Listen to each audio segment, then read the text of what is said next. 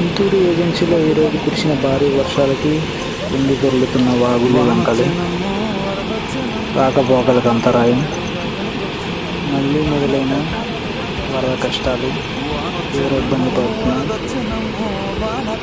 జనాలు. చిన్న చిన్న వర్షాలకి రాకపోకలకు ఆటంకం కలుగుతుంది.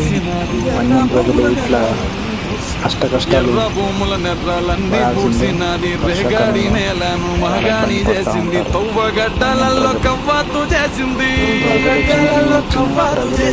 తవ్వగడ్డలలో కవ్వాతు చేసింది, సౌడు భూములు దాకి దౌడు తీసినది, పొంగేటి కల్లులో పోసింది సన్నీళ్ళు, ఈత చెట్టులట్టి మూతిని గడిగింది. వానొచ్చనమ్మో వరదొచ్చనమ్మో వానతో పాటుగా వణుకొచ్చినమ్మో.